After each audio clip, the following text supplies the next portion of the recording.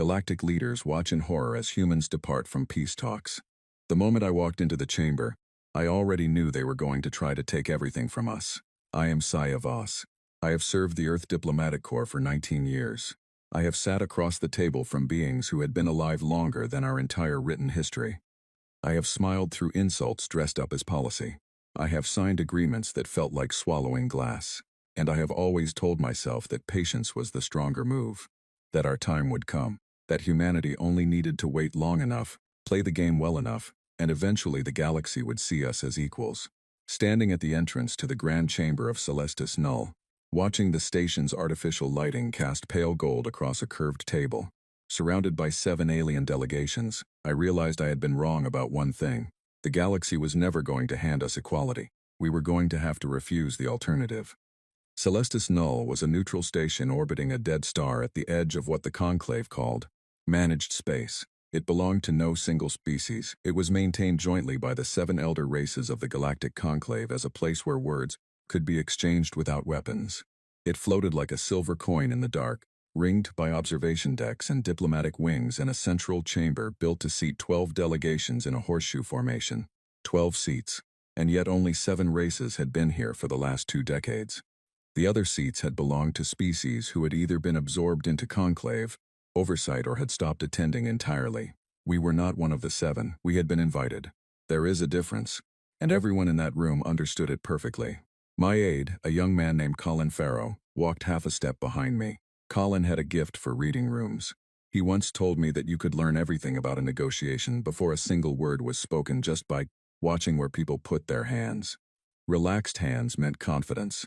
Folded hands meant they were waiting for something. Hands hidden under the table meant they had already decided what they wanted, and were simply performing the act of discussion. As we moved to our assigned seats at the far end of the horseshoe, Colin leaned close and said quietly, "Half of them have their hands under the table." I said nothing. I noted it. Our seats were positioned at the narrow tip of the horseshoe, the last 2 chairs in the curve. In any formal setting, the center position is the seat of importance. The center is where the host sits, where the most senior party sits, where the agenda is controlled. We were as far from the center as it was physically possible to be while still, technically being inside the horseshoe. It was not an accident. Nothing in conclave diplomacy was ever an accident. The chamber itself was beautiful. I will say that. The walls were transparent on the upper half, giving a full view of the dead star outside, its surface a dim, cooling red, the color of old brick. The curved table was made from something that looked like stone but carried a faint inner light, as if the material itself was slightly alive. The air was calibrated to suit multiple respiratory systems, which meant it carried a faint mix of mineral and salt that reminded me, oddly, of a beach in winter. 7 delegations were already seated. 7 sets of eyes turned to watch us take our places. Thesivar, envoy of the Vorthene Dominion, sat directly at the center. He was tall, even-seated, with a narrow skull and the gray-blue skin common to his species. The Vorthene had been the dominant voice in conclave politics for roughly 4 centuries. Thesivar had held his position for 60 of those years. He had the particular stillness of someone who had never been told no by anyone he considered important. He watched me sit down. He did not nod. He did not greet me. He simply watched, with the calm attention of a person observing a piece of furniture being moved into position. To his left sat Myrith, the head delegate of the Avari Collective. The Avari were slender, pale-skinned beings with large, dark eyes that caught light the way still water does. Myrith was younger than most of the delegates in the room, and she had a reputation among Earth's intelligence services as a genuinely reasonable being. She had, on 3 separate occasions in the past decade, advocated within conclave chambers for better trade terms for independent systems. She had lost all 3 times, but she had tried, and in the conclave that was not nothing. Myrith met my eyes when I sat down. She gave the smallest possible nod. I returned it. The others I catalogued quickly. The Sulith Combine, represented by a delegation of 4 who shared a single vote and communicated primarily vibration along the table's surface. The Dreven Republic, whose delegate, a being named Orath, had never in 40 years of attending conclave sessions said anything that contradicted Thesivar. The Hen Sovereignty, the Kaelori, and the Genvari Protectorate completed the 7. Each of them had a history with humanity that could be summarized, in most cases, as a long record of extraction dressed up as partnership. Colin set our documents on the table, not tablets, paper printed on Earth, folded in thirds the way my mentor had taught me. She had told me once that bringing paper to a digital meeting was a message in itself. It said, "We have already read everything, and we do not need to scroll." Thesavar opened the session without pleasantries. He spoke in conclave standard, the shared language used for formal proceedings, and his translator rendered it into English through the small device at my ear. His voice was smooth and even and utterly without warmth. He welcomed the human delegation to Celestis Null. He noted that humanity had not attended a full conclave summit in 71 years. He said the conclave had extended this invitation in the spirit of unified galactic stability. Then, without any pause or transition that might have signaled what was coming, he tabled a document called the Unified Armistice and Partnership Treaty, and a copy of it slid from a panel in the table to rest in front of each delegation. I did not reach for it. I already knew what it said. We had received a preliminary version through back channels 6 weeks ago, which was why I had spent 6 weeks doing nothing but preparing for this room. The treaty was, in plain terms, a demand that humanity dismantle its independent naval fleet and fold all military capacity into a new conclave-controlled defense force. Earth's warp corridor data, the mapping of deep space routes that our survey ships had been charting for 40 years, would be transferred to the conclave's central archive and administered collectively. Trade decisions affecting human-occupied systems would be subject to a conclave review board, on which humanity would hold 1 seat out of 11.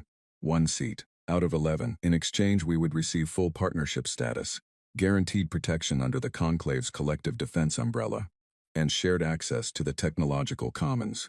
All of which sounded like a great deal, until you understood that the technological commons contained nothing humanity did not already have.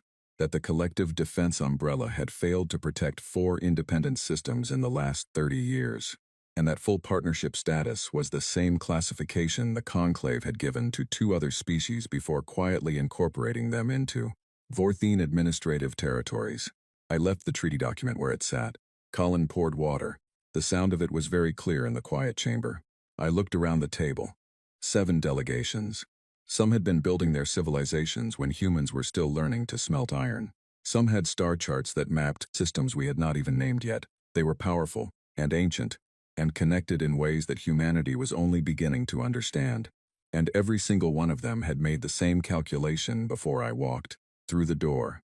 They had looked at the history of human diplomatic behavior, the long record of compromise and concession and patient, smiling deference, and they had concluded that we would sign. They were so certain of it that they had already written the next steps. I knew this because Colin had intercepted the scheduling communications. 3 days from now, a conclave press release was already drafted and waiting to be sent. It announced humanity's integration into the partnership framework. It had been written before we arrived. I picked up my water glass. I took a slow sip. I set it down without a sound. Across the table, Thesavar began explaining the key provisions of the treaty in the tone of someone describing the weather. Calm, inevitable, already decided. His secondary eyelids, the translucent inner lids that Vorthene possessed and rarely used in formal settings, remained perfectly still. He was not nervous. He had no reason to be nervous. I let him speak. I listened to every word. I kept my face polite and my posture relaxed and my hands visible, open, resting on the table in front of me. And I thought about our ship. The Meridian's end was docked at Celestis Null's outer ring. Or rather, it was attached at the access corridor, which was not quite the same thing. A full dock required powering down primary systems and submitting to the station's mooring protocols. We had attached at the corridor and left our systems live. Our pilot, a quiet and extraordinarily capable woman named Dara Lee, had been informed before we departed the ship that she was not to power down under any circumstances. She had looked at me for a long moment and then said simply, "Understood." Thesavar finished his overview. The chamber waited. I did not pick up the treaty document. I smiled, and I said that the Earth delegation had reviewed the preliminary materials and looked forward to a thorough discussion over the coming sessions. Not an agreement, not a refusal, a statement of process. Thesavar's secondary eyelids flickered. Just once, just slightly, good. That evening, Colin and I returned to our assigned quarters in the diplomatic wing of Celestis Null. The station provided separate rooms for each delegation, designed with adjustable environmental settings to approximate each species' home conditions. Our room was calibrated for standard Earth atmosphere, and it smelled faintly of recycled air and the particular metallic undertone that space stations carry regardless of how much money is spent on atmospheric management. It was not unpleasant. After years of this work, I barely noticed it. Colin spread his materials on the small work table, and began preparing the second day's documents with the methodical focus he brought to everything. He had a system for organizing paper that I had never fully understood, but had learned to trust completely. Every sheet was placed in a specific position for a specific reason. I had once asked him why he did not simply use a tablet, the way most modern diplomatic aides did, and he had said that tablets could be remotely accessed, that paper could not, and that, in rooms where the other side had been watching longer than you knew, paper was a kind of privacy. I stood at the small window of our quarters and looked out at the dead star. From this angle it filled about a third of the visible sky, a vast, cooling thing that had been dying for longer than any civilization at that table had been alive. There was something clarifying about it.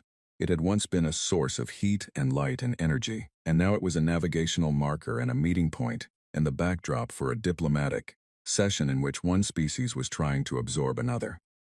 I thought about the press release that had already been drafted. I thought about how certain they had been when they wrote it. I thought about certainty, and what it costs when it is wrong. I had 3 days to use. I had been preparing for this moment for 6 months. My team had been preparing for longer. The 4 independent systems we had been in contact with had been building toward something like this for years, each in their own way, each from their own necessity.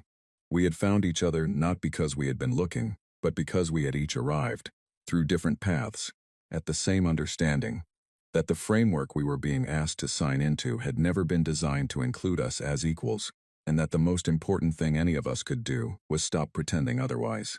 3 days. I turned away from the window. I sat down across from Colin and looked at the documents he had laid out. The record was ready. The arguments were prepared. The ship's engines were warm. The compact was waiting for signatures from 4 systems that had already given their word. Everything we needed was in place. All that remained was to walk back into that room tomorrow morning and begin. I had 3 days to use. The second morning, I arrived early.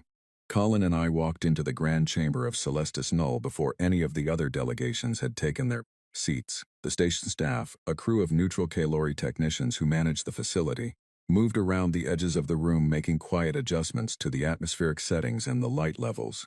One of them glanced at us as we settled into our positions at the end of the horseshoe. I gave her a small, ordinary smile. She looked away quickly, not unkindly, just with the practiced neutrality of someone trained to treat all delegations identically. I set my documents on the table, printed paper again. But this time, there were more of them. Colin had spent the previous night organizing them into the correct order, and he laid them out in a neat, deliberate stack beside my water glass, with the care of someone who understood that what was inside those pages was going to change the mood of the room permanently. I looked at the stack while we waited. 47 pages, 70 years of specifics. Every time I had revisited that document over the past 6 weeks, I had found myself sitting very still and reading at a pace that was slower than my normal reading pace, not because the material was complex. It was not complex. It was in its way devastatingly simple. It was just one thing after another. Date, parties, terms agreed, terms delivered, the gap between those 2 things, the cost of the gap. One thing after another, all the way down to the bottom of the 47th page. There was a particular date in that kind of document that had nothing to do with the volume of paper and everything to do with the clarity of the pattern. 47 pages, and the pattern was the same on every one of them. Thesavar arrived next, accompanied by 2 Vorthene aides, who moved with the synchronized efficiency of beings who had worked together for decades. He noted our early arrival with a slight tilt of his head and said nothing. He took his seat at the center. His aides arranged his materials. He folded his long hands on the table and waited with the patience of someone who had been doing this for 60 years and had yet to encounter a situation he could not manage. I watched him settle. He did not look at me directly, which was itself a kind of communication. In Vorthene social dynamics, direct eye contact in a formal setting signaled engagement with an equal. Thesavar had not offered me direct engagement since we arrived. He addressed his remarks to the room, occasionally to his aides, occasionally to other delegations, not to us. We were at the tip of the horseshoe and he was at the center, and the geometry made his meaning plain without him ever having to say it.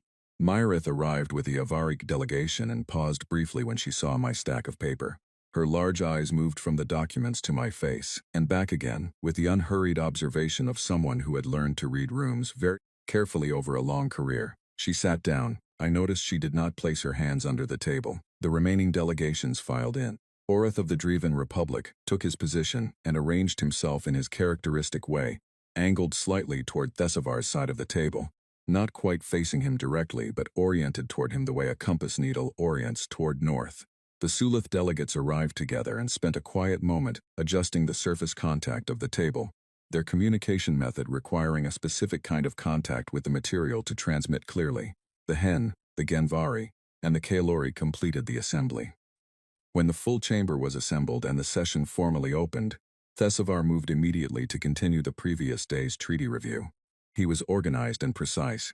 He walked through the naval provisions first, using language that framed the dissolution of humanity's independent fleet as a natural evolution toward collective security. He described the transition timeline as generous and the oversight structure as designed to represent diverse perspectives. He used the phrase shared burden 4 times. He made it sound reasonable.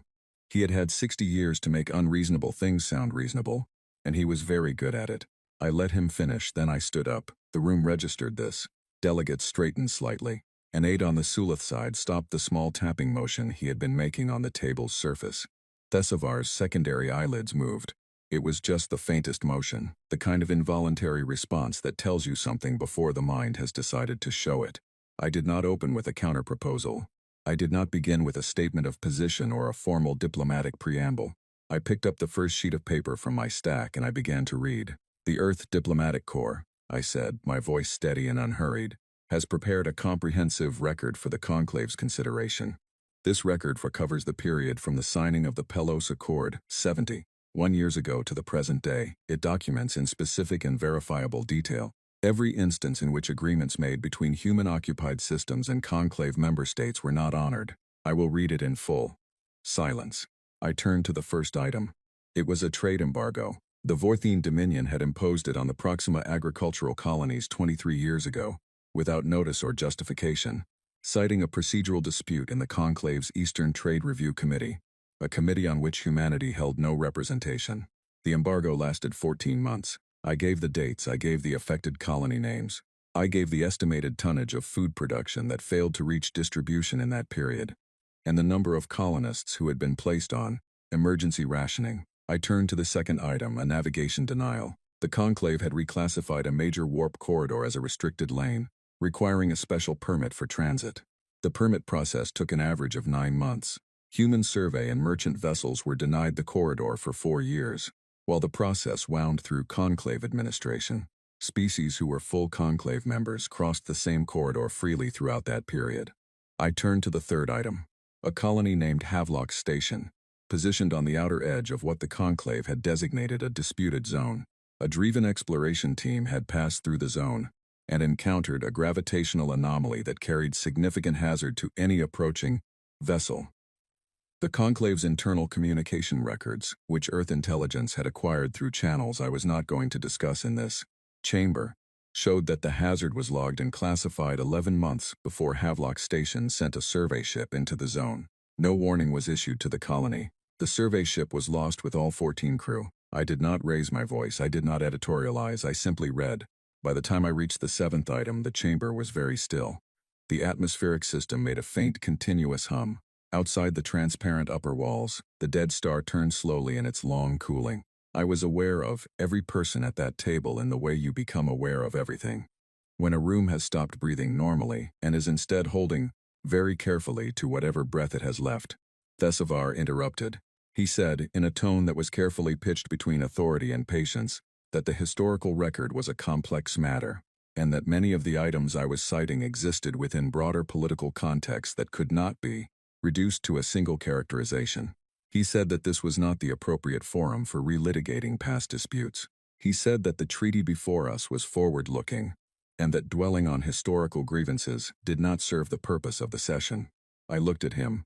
He was meeting my eyes now, directly, to equal. Something about the moment had shifted the geometry. Then I turned to the 8th item and continued reading. Colin, seated behind me, later told me that he had watched Thesavar's hands at that moment. They had moved briefly beneath the table. I kept reading. I read for 40 minutes. The stack of paper went down steadily, item after item, date, parties involved, what was promised, what was delivered, what the gap between those two things had cost us. I was not performing anger. There was no trembling in my voice, no sharpness, no theatrical pause for effect. I spoke the way you speak when you have 19 years of experience and 70 years of evidence. And you have made a decision about what this moment is for. Midway through, I became aware of a change in the room that was harder to name than simple attention. The delegations were not just listening, they were calculating. I could see it in the small movements, the adjustments of posture, the almost imperceptible shifts in how people held themselves. The Sulith delegates had stopped their surface contact and gone entirely still. Orith's orientation had changed. He was no longer angled toward Thesavar but was sitting straight, facing me directly. Even the Kaelori delegation, which maintained an almost ceremonially neutral expression throughout every diplomatic event I had ever observed them attending, had something in the set of their features that I would have described, if pushed, as discomfort. Good. I wanted them to be uncomfortable, not distressed, not hostile. Uncomfortable in the specific way that beings become uncomfortable when they are forced to be present with something they have preferred not to look at directly. That discomfort was the beginning of something.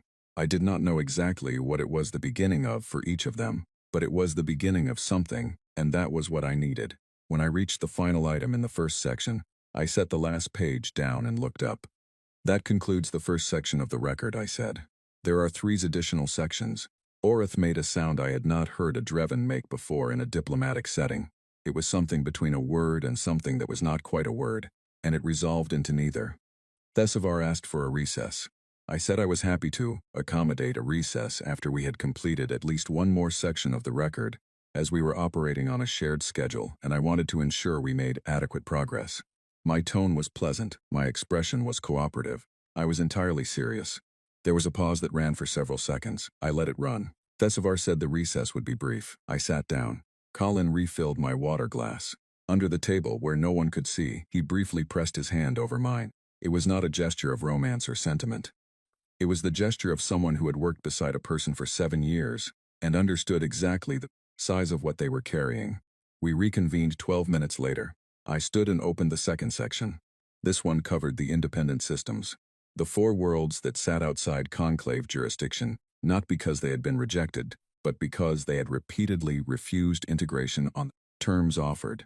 The conclave had spent 20 years applying pressure to those systems through trade restrictions, diplomatic isolation, and the quiet redirection of development resources away from their sectors. I had the records, I had the communications, I had in one case, a verbatim transcript of a closed conclave session in which Thesavar had referred to one of those worlds as a temporary inconvenience that will resolve itself when their population calculates the cost of independence. When I read that line aloud, Myrith closed her eyes. She kept them closed for a moment. When she opened them, she was looking at her own hands, folded on the table, and not at anyone else in the room. I filed this away. I continued. The second section was longer than the first, because the pressure applied to independent systems over 20 years generated more documentation than trade disputes. I read the denial of emergency medical supply routes during a colony epidemic on one of the Farith worlds. I read the reclassification of Solori territory as a navigation buffer zone, which had the practical effect of isolating their primary trade port for 8 months. I read the systematic exclusion of Gavendro's representatives from resource negotiation panels affecting their own system's asteroid belt, a belt whose mining outputs happened to be of significant value to Vorthene industrial operations. 19 years of reading rooms had taught me that there is a specific moment in every high-stakes session when the prevailing narrative in the room breaks. It does not break loudly. It does not break with a dramatic statement or a confrontation. It breaks the way ice breaks in spring, gradually and then suddenly, when the accumulated weight of what has been sitting on top of it becomes greater than what the surface can hold. I felt the moment the room broke about 2/3 through the second section. It was small.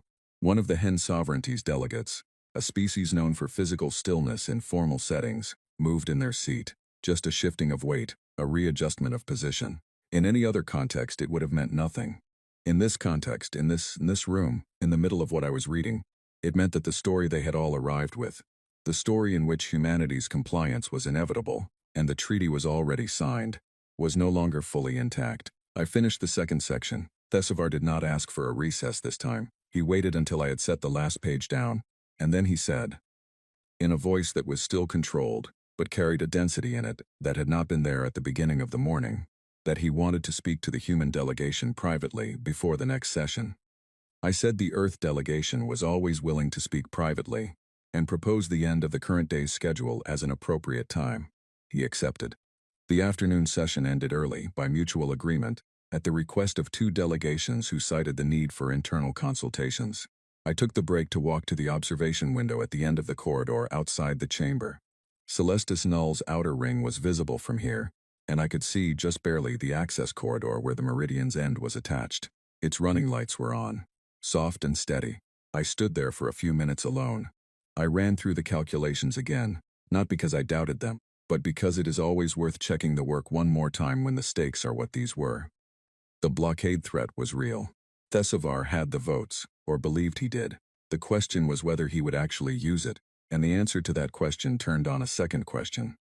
Whether the Conclave's fleet could functionally operate a long-term blockade of Sol system while dependent on human-manufactured components for a significant portion of their capital ship maintenance. The answer to that second question was no, and we had verified it through 6 months of supply chain analysis conducted by a team that Colin had assembled from Earth's most discreet technical experts. No, they could threaten it. They could begin it. They could not sustain it without grinding their own fleet into disrepair within 2 years. Thessavar knew how supply chains worked. He had been in this position for 60 years. The question was not whether he knew. The question was whether he believed we knew, whether he understood that we had done the analysis. Whether in the final calculation he was going to test it. I heard footsteps behind me. Myrith stopped a few feet away. She stood beside me, looking out at the same view. For a long moment neither of us spoke. Then she said quietly, "You know what happens if you push this to a breaking point." I said I did. She said, "Thessavar will propose the containment measure. He has the votes for it."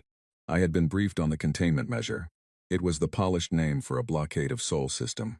A ring of conclave vessels around Earth's home territory, cutting us off from external trade and transit until the treaty was signed. Thessavar had used it twice before against smaller independent systems. Both times they had signed within 6 months. I looked at the meridian's end, its lights steady in the dark. I said to Myrith, "The containment measure assumes our fleet will not move." She was quiet for a moment. Then she said, "Will it?" I turned to look at her. She was watching me with those dark, still eyes, and in them I could see something I had not expected to find in this station, or in this situation. I could see someone who genuinely wanted to know the answer. Not because she was going to report it to Thessavar, because she was trying to understand something. I said, "Come back to session and watch what I do tomorrow." She held my gaze for another moment. Then she nodded, very slightly, and walked back down the corridor. I stayed at the window a little longer. I thought about all the times I had sat in rooms like this one, and told myself that patience was the virtue the situation required. Patience had served us in some ways. It had kept the peace on paper. It had kept trade routes partially open. It had prevented the kind of direct confrontation that could have gone very badly for us in decades when we were genuinely less capable. But patience had also taught the Conclave something. It had taught them that humanity's refusal had a price, and that the price was always negotiable downward, and that if you waited long enough and pressed firmly enough, we would eventually find a way to say yes to something that should have been a no. We had said yes to a great many things we should have refused. We had rationalized each one. We had called it pragmatism, diplomacy, the long game. The long game had produced a treaty that stripped our fleet, surrendered our navigation data, and gave us 1 vote in 11. Tomorrow I was going to finish reading the record, and then I was going to do something that no human delegate had done in this chamber in 71 years. I was going to say no. The third morning began the same way as the second. Colin and I arrived early. We arranged the remaining sections of the record on the table. The atmospheric system hummed. The dead star turned outside the upper windows. But the room felt different. The other delegations arrived with a different energy than they had carried the previous morning. Some of it was wariness. Some of it was something I could only describe as recalibration, the visible process of beings who had arrived at a situation believing they understood it and were now quietly revising their understanding from the inside out. Orith was sitting differently. He had spent 40 years folding himself to match whatever posture Thessavar adopted. Today, he was sitting with his back straight and his hands visible on the table. And he was not looking at Thessavar before deciding where to look. It was a small change. But I had been reading rooms for 19 years, and small changes that happen overnight in the posture of someone with a 40-year habit of deference are not small at all. Myrith arrived last, which was unusual. She had been among the early arrivals the previous 2 mornings. She sat down, opened no materials, and looked directly at me. Her expression was unreadable, but she was paying attention in a way that was different from professional attention. It was personal. She was watching me the way you watch someone who is about to do something that cannot be undone. I finished the third section of the record in the first 40 minutes of session. It covered the technology commons, the shared archive that the treaty offered us access to as one of its headline benefits. I read item by item, a list of technologies that Earth's independent research programs had developed over the past 4 decades, all of which had found their way into Conclave member states' applications without licensing, without credit, and without compensation. Our deep field drive modifications, now standard in Vorthene long-range survey vessels, our atmospheric reclamation systems, which had been adopted without acknowledgement into the Hen Sovereignty's colonial infrastructure program, our biological redundancy protocols for long voyage crews, which were now embedded in Conclave fleet medical programs across all 7 member states. All of it taken quietly, through the kind of information movement that happens when one party has overwhelming access, and the other party has not yet understood how comprehensively they are being observed. The room was completely still by the end of the 3rd section. I set the last page down. Then, deliberately, I set the 4th section to the side without opening it. I stood very straight, and I let the silence run for a few seconds longer than was comfortable. And I said, "The Earth Diplomatic Corps has reviewed the Unified Armistice and Partnership Treaty in full. We have considered its terms carefully and thoroughly. Our answer is no." The room changed, not with noise. That was the thing that stayed with me afterward, even in the weeks and months that followed. There was no immediate eruption, no voices cutting across each other, no sound of chairs moving or materials being gathered. The change was something that happened before sound could form. It was the precise moment when a room full of beings who had been certain of an outcome were forced to register that the outcome was not coming. It was like watching 7 different kinds of stillness arrive simultaneously and collide in the space above the table. Thesivar's secondary eyelids flickered. Both of them this time twice in quick succession, in a way I had never seen during 2 days of session. Orith's hand moved to the edge of the table and stood there, suspended, as though he had begun a gesture, and then forgotten what the gesture was for. One of the Sulith delegates produced a sound below normal hearing range that I felt as a faint vibration through the table's surface, and through the soles of my feet on the floor. Myrith's eyes were on me, and she was very still, and she was not blinking. I continued before anyone could respond, because the moment between a declaration and the first response is the moment when the declaration either holds its ground or softens, and I was not going to let mine soften. We are not requesting amendments to the treaty. We are not proposing alternative language or a revised timeline or a conditional acceptance. We are declining the treaty in its entirety. Thesivar found his voice. He used it with discipline. He did not raise it, he asked, in the measured tone of someone redirecting a conversation that has gone briefly off track, what humanity's specific objections were, and suggested that the appropriate path was to document those objections for committee review. I said there were no specific objections in the sense he meant. The record I had read over the past 2 days documented the pattern of relationship that had produced this treaty. The treaty was the result of that pattern. Adjusting specific clauses did not address the pattern. Thesivar said that patterns could be addressed through ongoing dialogue within the partnership framework. I said that the partnership framework, as structured, would not give us the standing to address them.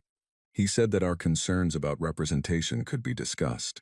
I said we were done discussing. There was a pause that lasted exactly 4 seconds. I counted them. Then I said what I had come to Celestis Null to say. The Earth Diplomatic Corps has been in contact, over the past 6 months, with the governing bodies of the Ferroth Combine, the Solori Free Worlds, the unaligned territories of Gavendros, and the Neth Republic. Each of these systems has chosen to remain outside the Conclave's partnership framework.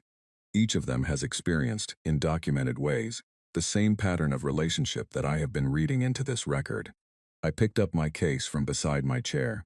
Together with those 4 governing bodies, Earth is formalizing a mutual defense and cooperation compact. The compact includes shared navigation data, open trade agreements, joint research cooperation, and a collective security arrangement. The compact does not require any member to surrender its independent military capacity, submit its territory to external administrative oversight, or accept representation weighted against interests. I fastened the case. We will not be signing the Unified Armistice and Partnership Treaty.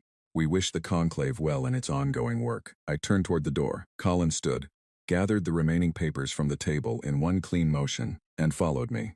We walked the length of the chamber. I did not walk quickly. I did not look back. I counted my steps against the sound of perfect silence behind me. 14 steps to the door. I was aware, in the way that all your senses sharpen when a great deal is happening, of everything in that room. The atmospheric hum, the faint light of the dead star through the upper windows, the table with its inner glow, Thesavar at the center of the horseshoe, utterly still, Myrith, her dark eyes tracking me across the chamber, with an expression I would think about for a long time afterward. We reached the door. I pressed my hand to the panel. The door opened. In the polished surface of the corridor wall, I caught a brief reflection of the chamber behind me. 7 delegations, 7 sets of eyes, all turned toward the door. No one was moving, no one was speaking. The most powerful assembly of galactic authority in this region of space was sitting very still and watching 2 humans walk out. That was the moment. That was exactly it.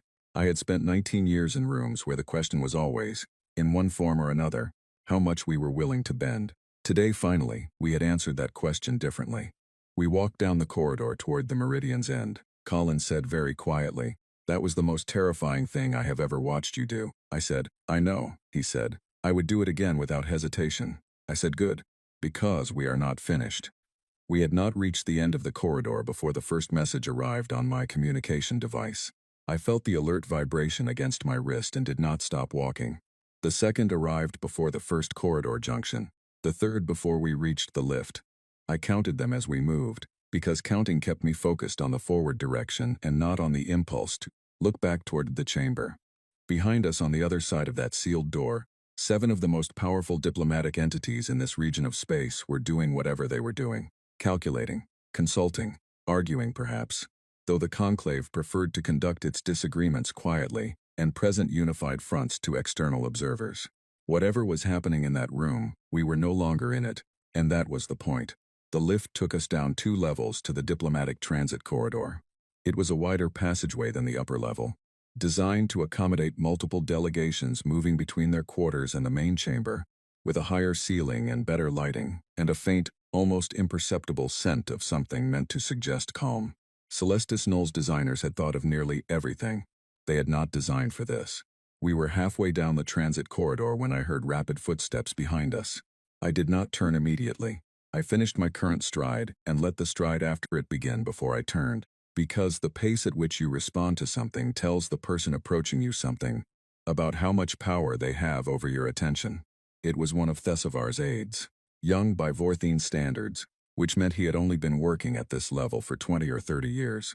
He was moving quickly but had adjusted his pace to something more measured by the time he reached us, which told me he had been instructed to approach with restraint. He said, in conclave standard, that Envoy Thesavar requested an immediate private meeting with the human delegation and was prepared to offer whatever time and location was most convenient. I said in conclave standard that I appreciated the message and would consider the request and respond through official channels within 24 hours. The aide held my gaze for a moment. Vorthine aides were trained to read faces across species lines. I kept mine open and pleasant and entirely unrevealing. He said that the envoy had hoped for a more immediate response and that the matter was, in the envoy's assessment, quite urgent. I said that urgency was understandable, and that I would be sure to prioritize my response accordingly, and I wished him a good afternoon. He stood there for another half-second, recalculating. Then he inclined his head in the formal Vorthine acknowledgement and walked back the way he had come. Colin waited until the aide was out of earshot. Then he said 24 hours, I said 12. I was being generous, he almost smiled. Almost, we kept walking. The access corridor to the outer ring was another level down, and as we descended, the background hum of the station changed in character, shifting from the filtered, managed quiet of the diplomatic wing to the more industrial undertone of the docking systems. Somewhere in the mechanical layer of Celestis Null, something was cycling through a pressure sequence, and I could feel the vibration of it in my feet as a low, rhythmic pulse.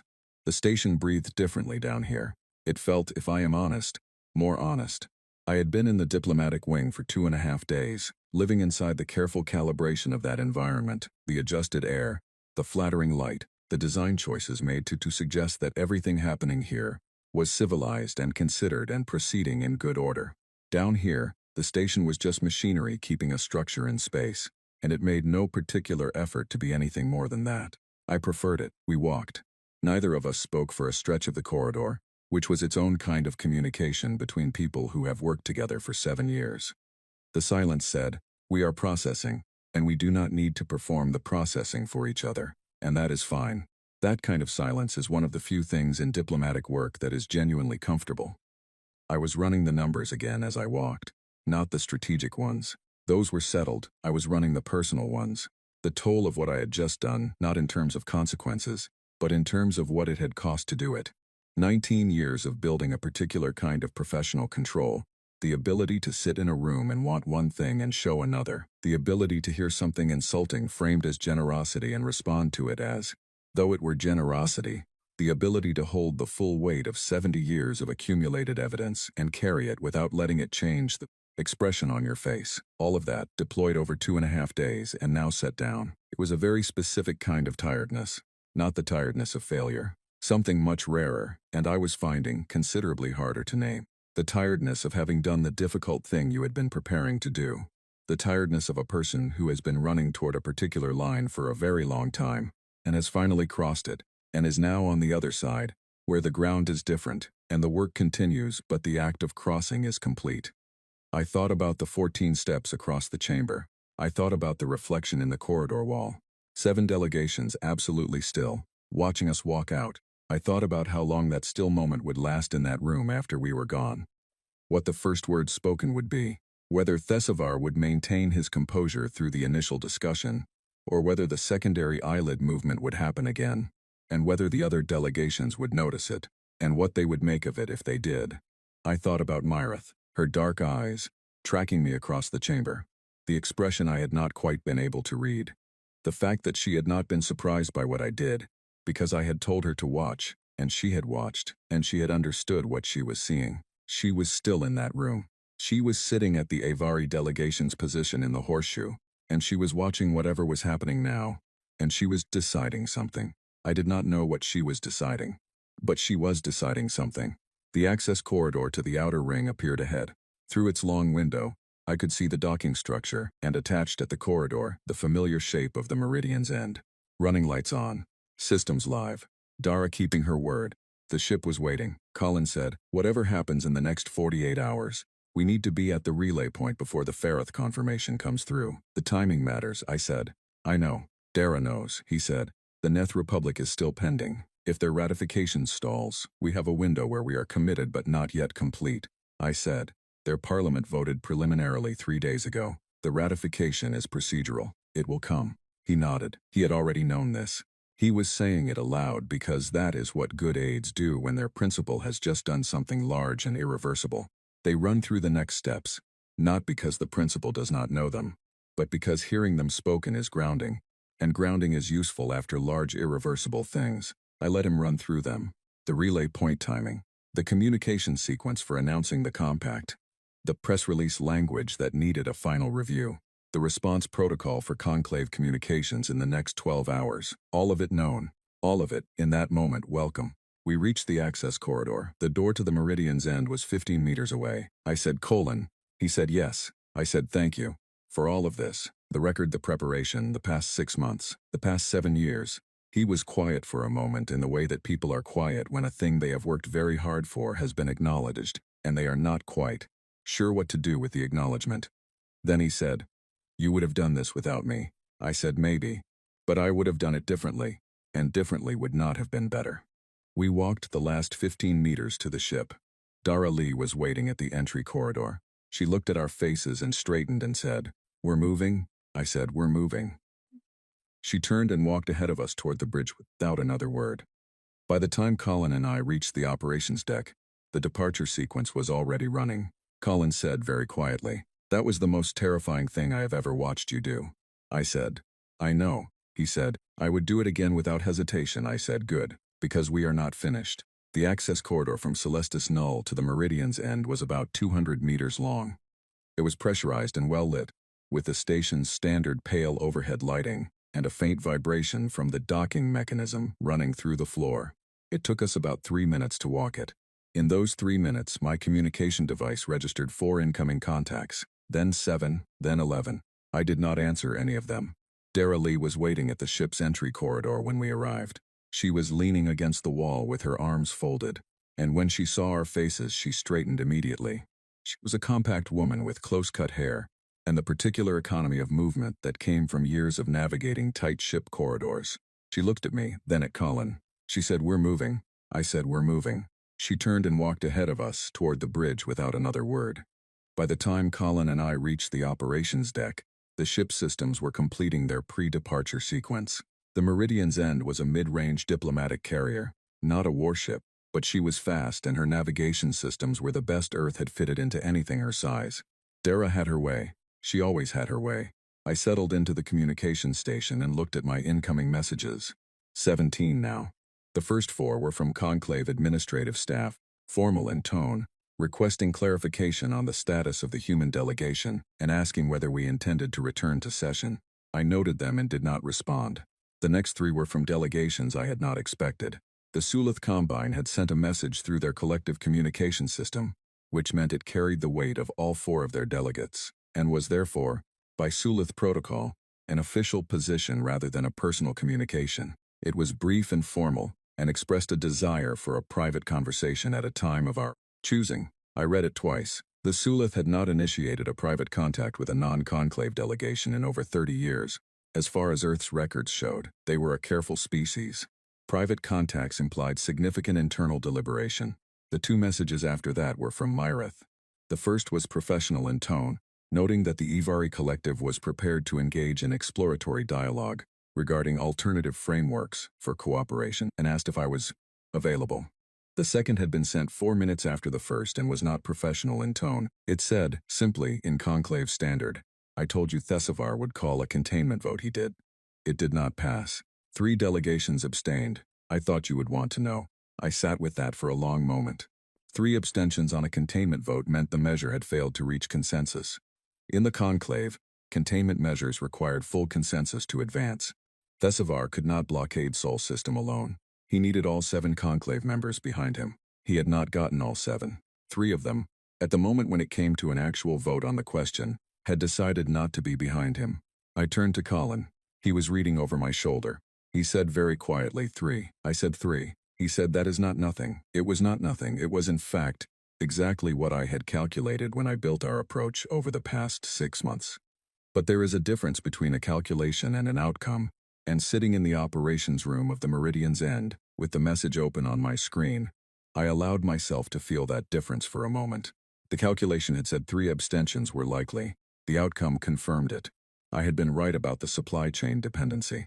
I had been right about the internal conclave fractures. I had been right about the cost of the blockade threat being higher than Thessavar could afford. Being right about something and knowing you were right about it are not the same as sitting in a ship that is pulling away from the station, where you just walked out of a summit, reading the confirmation come in. I closed my eyes briefly, just for a second. Then I got back to work. Dara's voice came through the deck comm. "We are clear of the station's docking range. Standard course toward the relay point," I said. "Yes. Steady speed." She acknowledged, and the gentle even pressure of movement confirmed that we were away from Celestis Null and out into open space.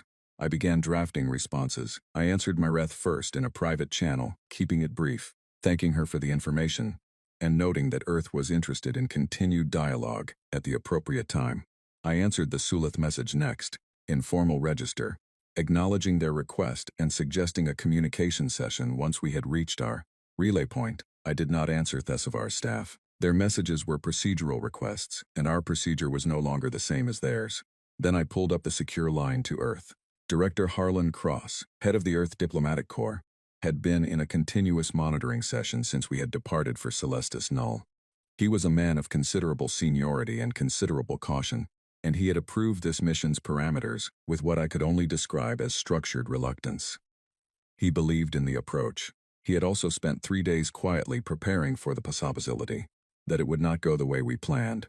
When his face appeared on the screen, he looked like a man who had been awake for a long time and was running on the particular alertness that comes after you have moved past tiredness into something focused and very quiet. He said, "We monitored the chamber feed.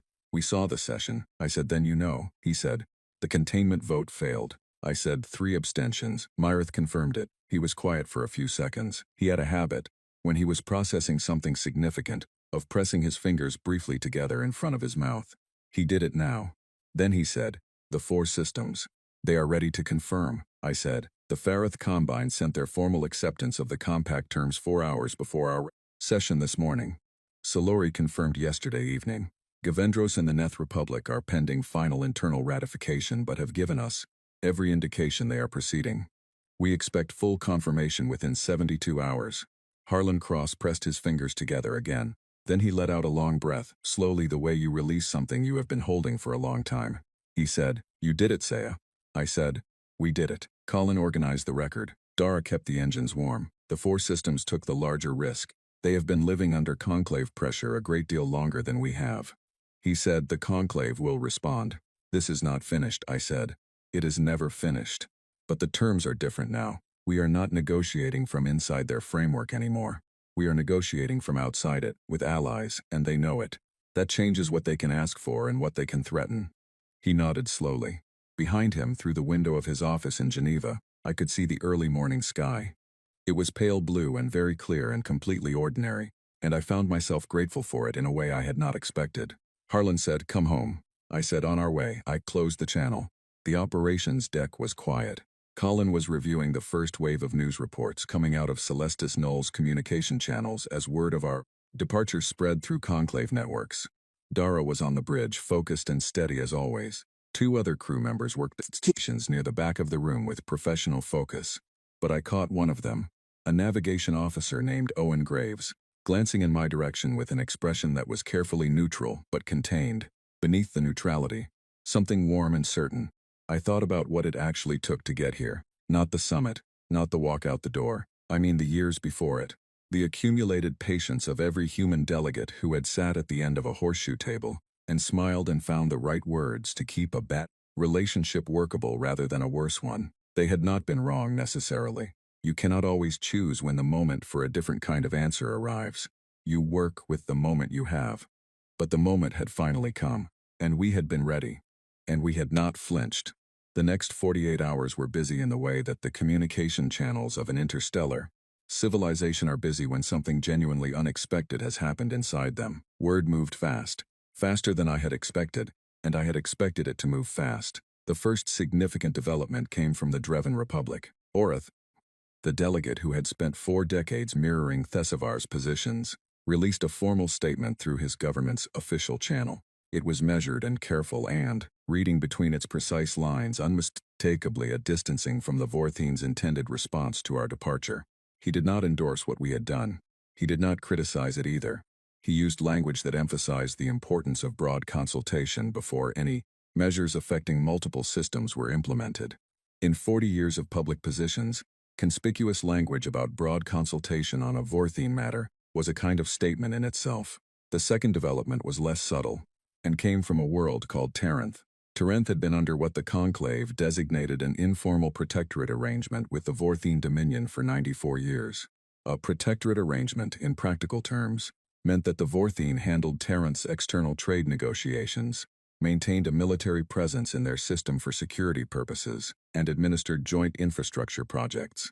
In exchange, Tarenth had access to Conclave supply lines and was protected from external threats. What it meant in plainer terms was that Tarenth's government had not made a significant independent foreign policy decision in nearly a century. They opened a direct hail to Earth's diplomatic relay. Their message was short. They had been following the situation. They were interested in understanding the Mutual Compact's membership terms. They asked if Earth was available for a preliminary conversation. Colin read the message aloud to me. He said the words 94 years very quietly, as if he was confirming a fact he needed to hear in the open air. I said, "Find out who their primary government contact is and set up a session." He was already reaching for his terminal. More contacts came in through the day and into the next morning. Not all of them were governments. Some were research institutions that had been operating under conclave data-sharing agreements that had always, as I knew from our record, moved considerably more freely in one direction than the other. Some were independent trade organizations that had been navigating conclave route restrictions for years and recognized, in what we had just done, a potential shift in what was navigable. Some were simply individuals in various systems who had encountered our newsfeed reports and wanted to send something. One of them, a biologist working on a remote research station attached to an independent science platform at the edge of the Outer Territories, sent a message that was 3 sentences long. It said she had been following Earth's diplomatic situation for 6 years. It said she had not expected this. It ended with the sentence, "I am very glad it happened." That word, glad. I noticed it alongside the other word that kept appearing. Finally, message after message, from different languages, different species, different situations. Finally. I had not anticipated that word as the most common response to what we had done. I had expected calculation, political positioning, and cautious optimism from the 4 systems we had built the compact with. I had expected wariness and counter-positioning from the conclave. I had not expected the word finally, arriving with such consistency from people and places across the expanse of space, from beings who had not been in that chamber, and had not been part of our planning. I thought about what it meant that so many of them had been waiting long enough to use that word. Long enough that when something changed, what they reached for was not excitement or analysis or concern. They reached for finally. It told me something about the weight of a very long wait. On the second day after departure, I drafted the formal announcement of the mutual compact. I worked on it for several hours. Colin sat across from me and read each version and gave quiet, precise notes. The final version was direct. It described the compact's structure, its membership, its core principles. It used no triumphant language. It did not position the compact as an opposition force against the conclave. It simply stated that these 5 systems had chosen to formalize a framework of cooperation on terms they had agreed among themselves, and that this framework was open to future membership by any system that shared its principles. Open. That was the word I worked hardest to get right. Harlan Cross reviewed the announcement and approved it within the hour. We released it through Earth's standard diplomatic channels, and through the Ferrith Combine's network simultaneously. Within 6 hours it had been picked up by every major information service operating in both conclave, non-conclave space. Thesivar's office released a response the following morning. It was careful and formal, and described the compact as a concerning development that merited review and noted that the conclave remained committed to dialogue with all spacefaring peoples. It did not use the word containment. It did not use any language that implied punitive action. It was, in its restraint, its own kind of answer to the question I had been sitting with for 2 days. The blockade threat was gone from the public language. The certainty was gone. What was left was an institution quietly recalibrating for a situation it had not prepared for, using the most careful language it could find, because it could not afford not to be careful. I read Thesivar's statement 3 times. Then I set it aside.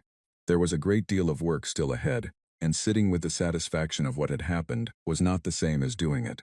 On the 3rd day after our departure, as the Meridian's end crossed into the outer relay zone where faster-than-light communication became reliably stable, I took an hour to walk the length of the ship, not because I needed to inspect anything, because I needed to think in motion, and thinking in motion on a ship meant walking the same corridors in long, repetitive loops until the repetition cleared the mind enough for the important things to surface. The Meridian's End was not a large ship by any standard. It had a crew complement of 12, including the diplomatic team. The corridors were narrow enough that 2 people passing each other had to angle slightly. The ceilings were low in the utility sections, and only marginally higher in the living areas. It had none of the impressive scale of the conclave vessels docked at Celestis Null, some of which had been so large that their docking arms blocked the station's view of the dead star from certain observation angles. What it had was function. Every system aboard the Meridian's End worked precisely as intended, maintained by a crew that took professional pride in exactness. The navigation systems were, as I had noted to Harlan Cross, the best Earth had installed in anything this size. The communications array was sensitive enough to detect and decode signals from ranges that larger, older ships would have found marginal. Dara Lee could move this ship through navigational conditions that most pilots would have declined, and she did so with the calm focus of someone for whom difficulty was simply a problem that had a solution. I thought about the Conclave's fleet as I walked. The 7 member states maintained a combined force of significant scale, hundreds of capital ships and thousands of support vessels, distributed across managed space in a network that had enforced the Conclave's reach for centuries. Against that, humanity had a fraction. We had never built for scale in the same way. We had built for capability, for speed, for adaptability. We had never needed to match the Conclave ship for ship. because matching them ship for ship had never been our strategy. Our strategy had always been the same one we had used at the summit. Know exactly what they need from you, and know it before they tell you. The Conclave needed our warp corridor data because their own survey programs had been systematically underfunded for 40 years in favor of military expansion. They needed our repair components because their procurement processes had locked them into supply chains that passed through human-held manufacturing hubs. They needed our manufacturing output because 3 of the 7 Conclave member states had shifted their economies toward resource extraction over the past century and had lost the industrial capacity they had once maintained. They needed our colonial infrastructure expertise because their own colonization programs had stalled repeatedly in the face of conditions that Earth settlers had learned to solve through decades of hard experience. They needed us more than they wanted anyone to know, and we had known it, and now they knew that we knew it. I reached the observation lounge at the ship's midsection, a small room with a bench and a forward window, designed for crew rest during long transits. It was empty at this hour. I sat on the bench and looked out at the stars and let myself be still for a few minutes. The Ferrith confirmation had come through. Silori was locked in. Gavendros and the Neth Republic were 48 hours from their final ratifications, at most. The compact was real. It was not finished yet, not in any permanent sense, but it was real in the most important sense. The commitment had been made, the word had been given, and 4 civilizations had staked a piece of their future on what we had started. I thought about Kale Morrow on Farith Prime, and what this past 72 hours had looked like from her side of it.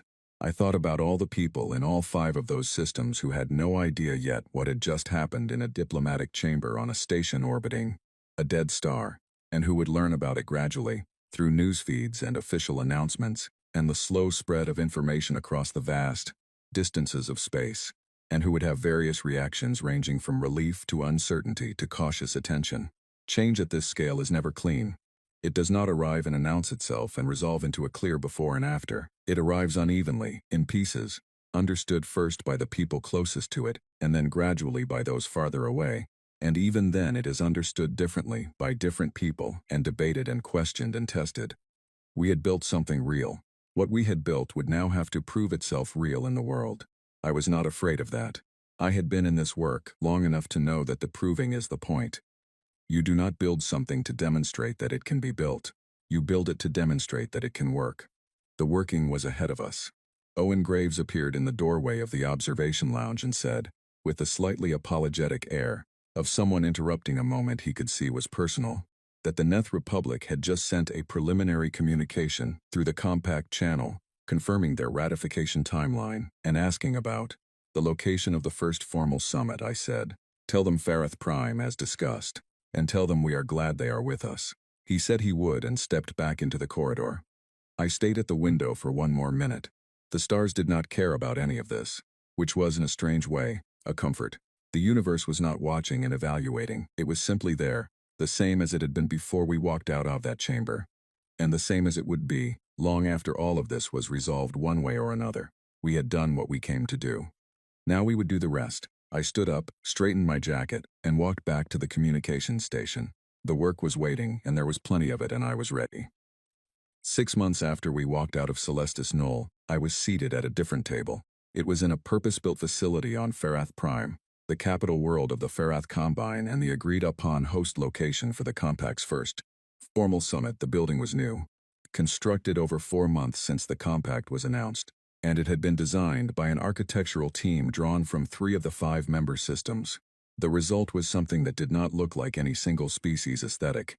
It had the clean, open geometry of Farath design, combined with structural elements borrowed from Earth's spatial preferences and lighting calibrated to work for multiple visual systems simultaneously. It was, I thought when I first walked in, exactly what it was supposed to be, a space that belonged equally to everyone in it. The table was round. I want to say that plainly because it mattered. In the grand chamber of Celestis Null, the horseshoe shape of the seating arrangement communicated a hierarchy that everyone present understood, and that no one was supposed to name. Here the table was a circle. 12 delegations were expected to sit at this summit, and none of them had a center position, because a circle does not have one. Everyone at a round table is equally far from every other person. Everyone is the same distance from the middle of nothing. We had spent 2 weeks discussing the table shape during the planning process. Not because we were indecisive, but because we understood that the table shape was not a minor logistical detail. It was a declaration of what kind of room this was going to be. And declarations made in physical space, in stone and light and the arrangement of chairs, are often more honest than the declarations made in formal language. A round table says, "No one arrived here before you did."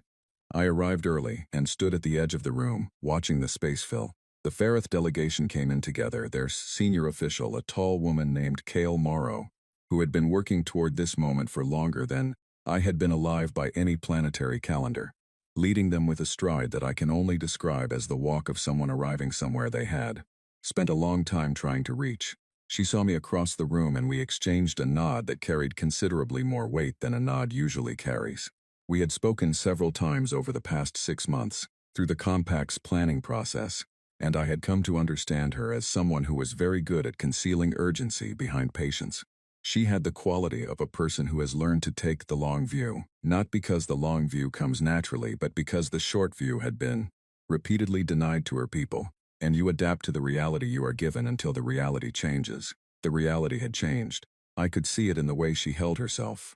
The Solori delegation came in next, a group of 7 representing their collective governance structure. The Solori had a tradition of consensus decision-making that meant every official position was the result of extensive internal dialogue before it was ever presented externally, which made them deliberate partners but exceptionally reliable ones.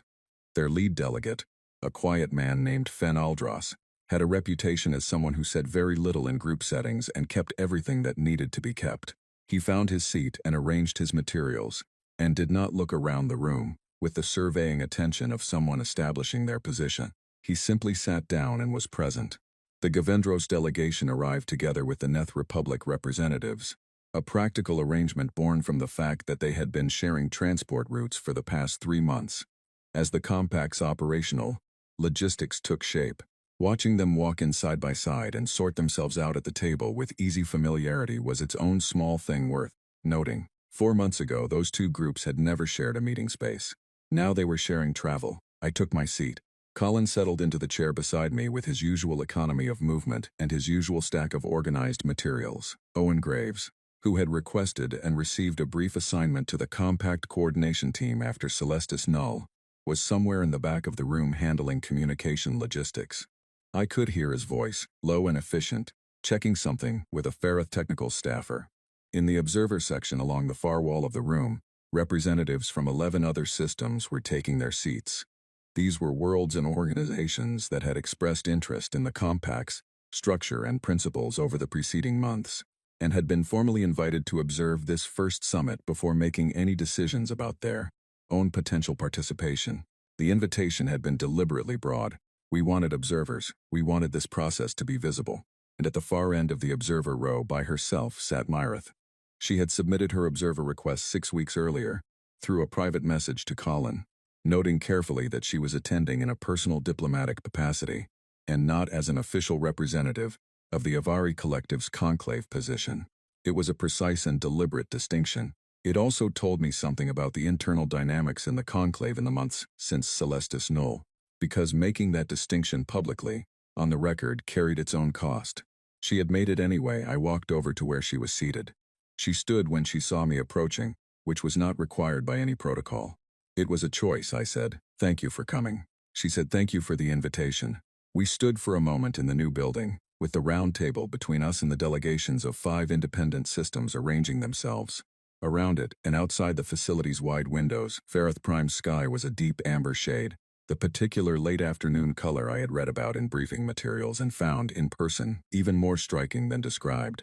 She said, Thessavar was not pleased to know I was coming. I said, I imagine not, she said, with something in her voice that was dry and very slightly satisfied.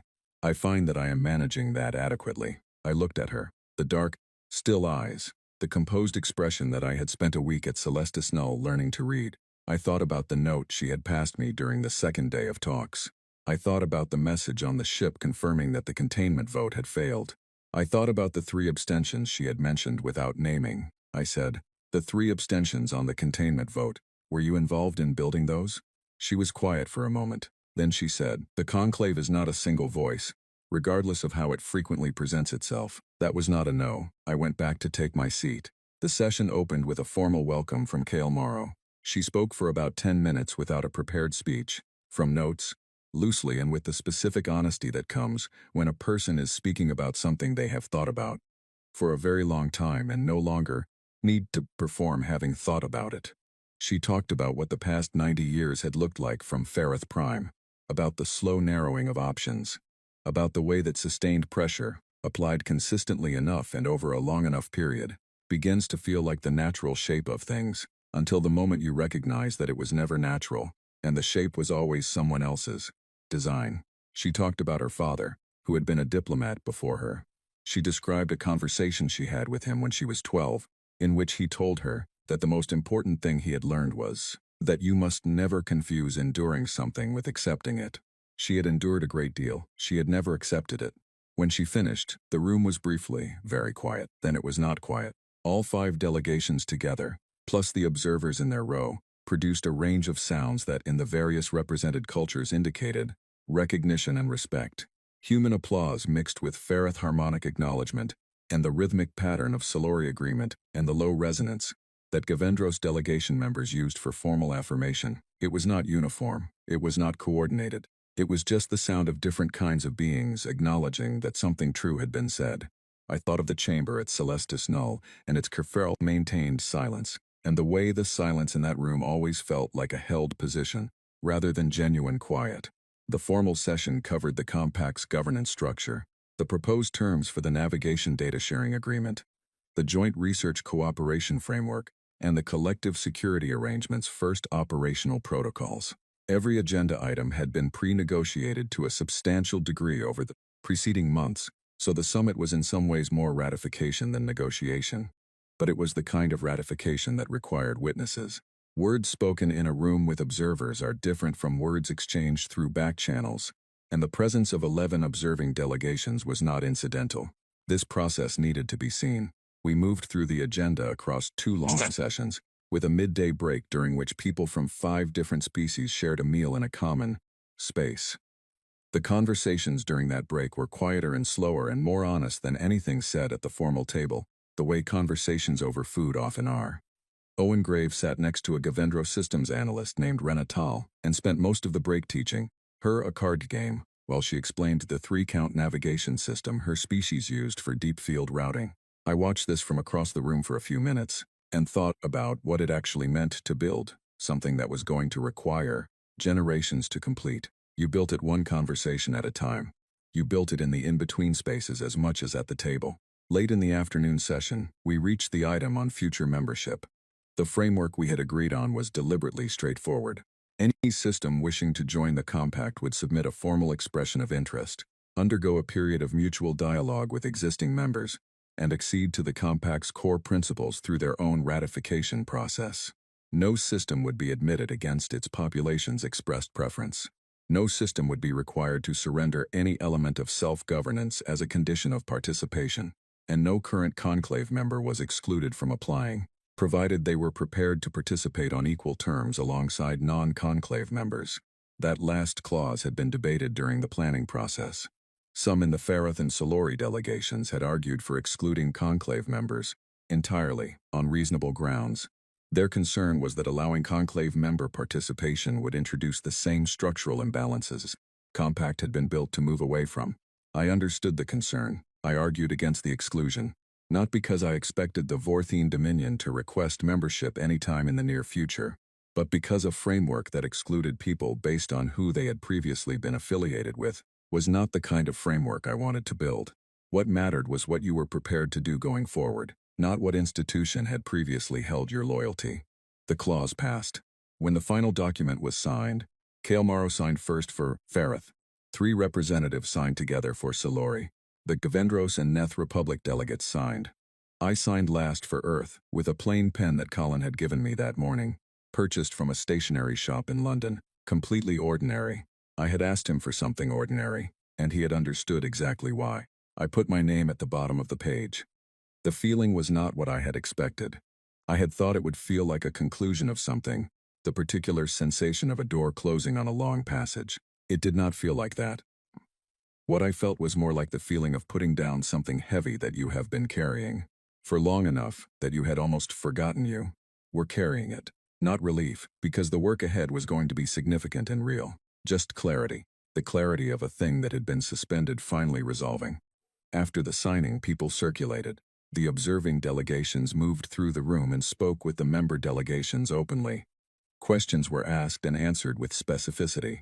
The observer from Tarrant spent a long, focused conversation with Cale Morrow near the window. I did not hear what they said. I could see the quality of the conversation from across the room. I made my way to Myrith eventually. She was standing near the windows, looking out at the amber sky and the city lights appearing in the distance as the planet's afternoon shifted toward evening. She said, without turning from the window, "They are going to propose a new framework.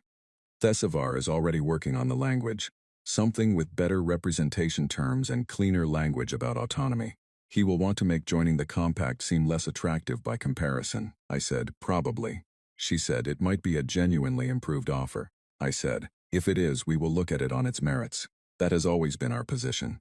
She turned from the window and looked at me. She said, "What actually changed between all the years of accommodation and this?"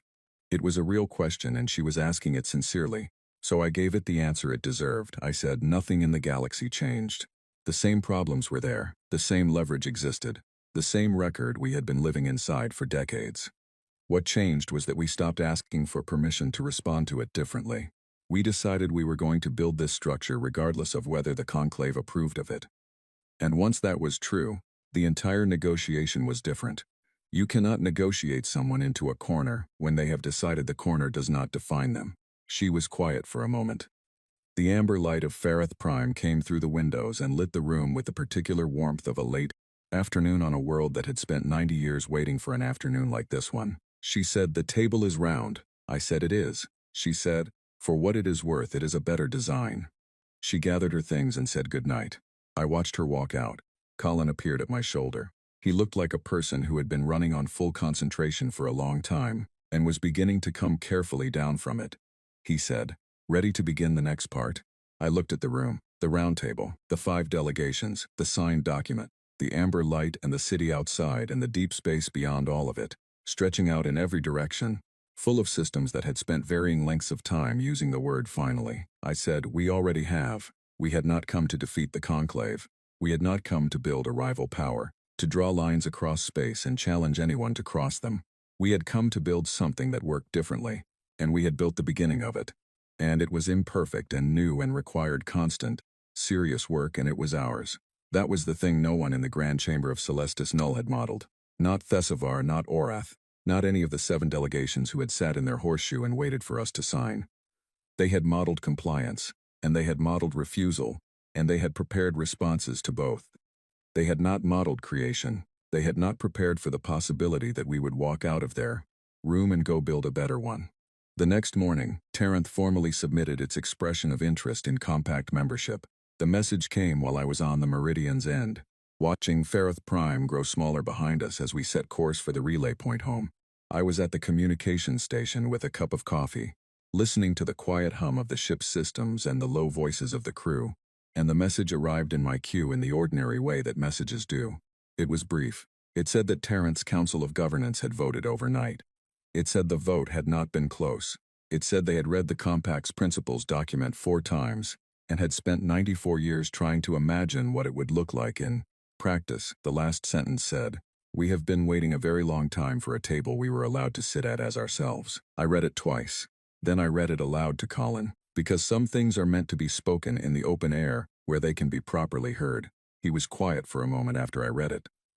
Then he drafted a welcome response, warm.